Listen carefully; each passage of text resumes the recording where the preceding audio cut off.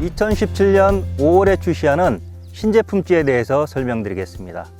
이번에 출시하는 신제품지는 자연지형지이고 현대 자연지형지 중 가장 대표적인 지인 요 오오리와 형태가 거의 비슷합니다. 단 요 몸통 소재만 아주 부력이 좋은 가벼운 소재로 바꿨습니다. 그래서 이름도 오오리 스페셜 에디션, 줄여서 오오리 S라고 이름 붙였습니다. 지금부터 이 신제품지 오오리 S의 소재와 재원 그리고 특징에 대해서 설명드리겠습니다.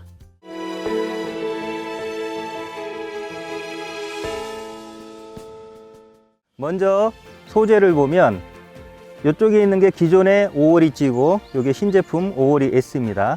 이 찌탑과 찌다리는 기존의 오오리와 똑같습니다. 구체적으로 조금 설명을 드리면 이 찌탑의 경우 역광 솔리드를 사용해서 빛이 투과되도록 해서 시인성이 아주 좋도록 했고요. 그 다음에 도색하는 방식도 두 마디만 구분 도색하고 나머지는 주황색으로 단색 처리하는 이 도색 방법도 똑같습니다. 그 다음에 찌다리도 1.5파이 스트레이트 카본으로 박아서 기존과 똑같이 했습니다.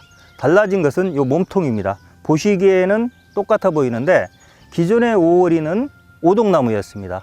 이 노지용지의 대표적인 소재인 오동나무를 써서 견고하게 했는데 신제품지는 신소재를 사용했습니다. 요거는 건축 소재인데 EVA 계열의 단열 소재라고 생각하시면 되겠습니다. 그래서 아주 조직이 조밀하면서도 공기층을 많이 갖고 있기 때문에 순부력이 아주 좋은 그런 소재입니다.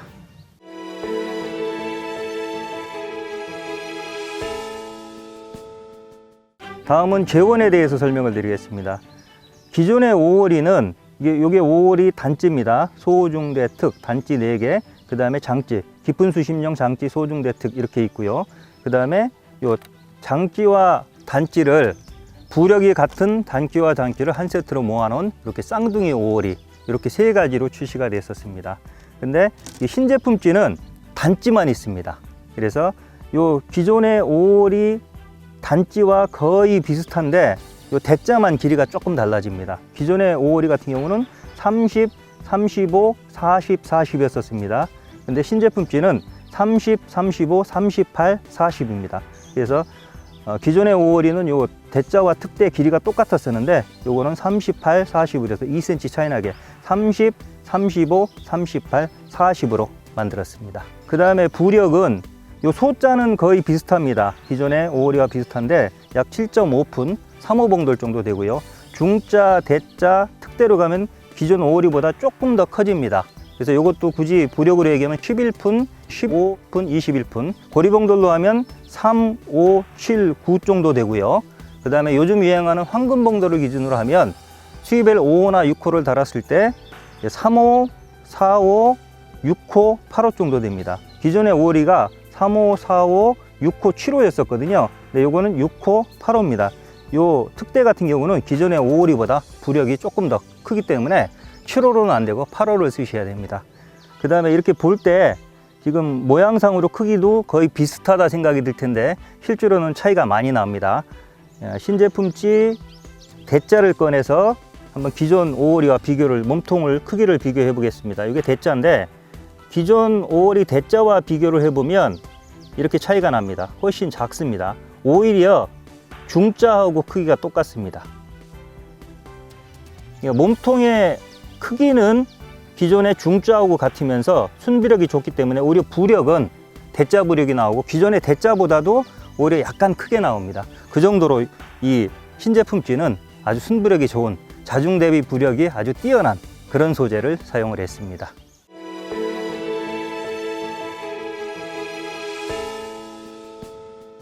지금부터는 이 찌의 특징에 대해서 설명을 드리겠습니다.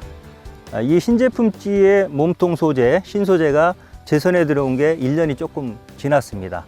그렇게 시간이 오래 걸려서 이게 출시된 이유는 몇 가지 문제점이 있었기 때문입니다. 첫 번째는 경고성 문제입니다. 이게 원체 순부력이 좋은 소재이다 보니까 첫째는 경고성이 조금 약하고요. 두 번째는 외부 환경의 변화에 조금 민감하게 반응을 합니다. 그래서 이 문제를 해결하기 위해서 첫 번째 경고성을 해결하기 위해서 일반적인 찌들은 요 찌다리가 한 요 정도 올라옵니다. 2에서 2.5cm 올라오고 찌탑도 요 정도 박히는 게 일반적인데 요 신제품 찌는 이 딱 중간에서 만나도록 했습니다. 요 찌탑과 찌다리가 딱 중간에서 만납니다. 여기까지 딱 들어와 있기 때문에 어떤 충격에도 부러지지 않도록 그렇게 경고성을 보완을 했고요. 그 다음에 칠도 초벌칠을 본드로 칠해서 이게 눌리지 않도록 그렇게 경고성을 보완했습니다. 그럼에도 불구하고 기존의 오동나무만큼 튼튼하지는 않습니다. 그래서 이렇게 보면 기존의 5월이찌 같은 경우는 요 찌탑에 이렇게 발광옥, 요게 이제 발광옥이 이게 줄잡이 고정 고무거든요. 직공채비에서 줄잡이 여기다 딱 꼈을 때 더 이상 올라가지 못하도록 하는 건데, 요거는 5월이나 4월이와 같이 튼튼한 찌에 이렇게 장착이 되어 있습니다. 반면에 같은 자연지형 찌임에도 불구하고 업다운 찌라든지 요 5월이S에는 요 줄잡이 고정 고무가 없습니다. 왜냐하면 업다운 찌는 발사이고 요거는 그보다 더 가벼운 흰 소재이기 때문에 경고성이 아무래도 좀 약하기 때문에 여기다가 줄잡이를 고정해서 직공채비로 사용하면 아무래도 챔질 중에 파손될 확률이 크기 때문에 가능하면 직공채비를 하지 말라는 겁니다. 그래서 직공채비는 안 하시는 게 좋고요. 만약에 수심이 너무 낮아서 자꾸 채비가 엉켜서 어쩔 수 없이 해야 된다, 그런 상황이라고 하면 여기다가 줄잡이를 고정해서 쓰시되 챔질할 때 세게 채지 마시고 살짝 드는 방식으로, 그래서 찌를 보호할 수 있도록 그렇게 사용을 하시기 바랍니다. 두 번째는 이제 민감성 문제인데, 너무 공기층을 많이 갖고 있다 보니까 민감하다 보니까 이 수온 변화에 부력이 조금 변화가 생길 수가 있습니다. 그 차이가 어느 정도냐면, 아주 예민한 경우에 하루 저녁에 요 한 마디 정도입니다. 한 마디 정도 중층에 띄워놨을 때. 근데 요 한 마디 정도 차이는 세링으로 따지면 소자 하나 정도 차이입니다. 그 정도 차이이고, 또 물 바깥에 이렇게 내놓으면 원상태로 또 돌아갑니다. 그러니까 큰 문제는 아닌데, 특히나 양어장 낚시같이 요 찌탑 기준 정밀지 맞춤을 하는 게 아니라 노지에서는 이 케미를 기준으로 맞추고, 또 수조에서 이렇게 맞춰왔다 하더라도 원줄을 달면 이렇게 케미 기준이 됩니다. 이런 식으로 되는데, 요 케미 기준으로 했을 때 특히나 통큰 케미 같이 굵은 케미를 만약 쓴다면 이 상태에서 여기다 소자 세링 하나를 달아봐야 똑같고요, 빼도 똑같습니다. 거의 차이가 나지 않습니다. 그래서 크게 중요하진 않은데, 이 부분을 말씀드리는 이유는 오히려 이 부력이 변할 수 있다는 그 단점을 장점으로 활용하시라는 겁니다. 뭐냐면, 보통 노지 낚시 하시는 분들은 한번 찌맞춤 해놓으면 거의 1년 동안 확인도 않고 바로 씁니다. 왜냐하면 10대나 12대를 피기 때문에 그 하나하나 확인할 시간이 없습니다. 근데 이거는 아주 예민한 소재이니까 혹시 부력이 바뀔 수도 있으니까, 또 낚시를 하다 보면 대류가 생긴다든지 배수를 한다든지 그러면 쇠링을 채울 수도 있지 않습니까? 그럼 낚시 끝나고 그걸 다시 빼줘야 되는데 급하게 걷다 보면 그냥 가는 경우도 있습니다. 그래서 그걸 가지고 다음에 가서 또 낚시하는 경우도 있는데, 그렇게 되면 찌맞춤에 변화가 생긴 거 아닙니까? 그래서 낚시를 가면 적어도 2달에 한 번 정도는 조금 현장에 일찍 도착한 날 채비 빼고, 바늘 채비 빼고 찌 4-50cm 내려서 포인트에 던져서 원래 찌맞춤 상태가 돼 있는지 요걸 확인하셔야 됩니다. 이렇게 확인하셔서 만약에 이거보다 어떤 이유로 가벼워졌다면 쇠링을 채워주면 되는 거고요, 이거보다 무거워졌다면 쇠링을 빼서 오히려 이렇게 가볍게 원래 찌맞춤 상태로 조정을 해 주셔야 됩니다. 그래서 이런 습관을 들여 놓으시면 오히려 요 찌는 단점이 오히려 장점이 되는 겁니다.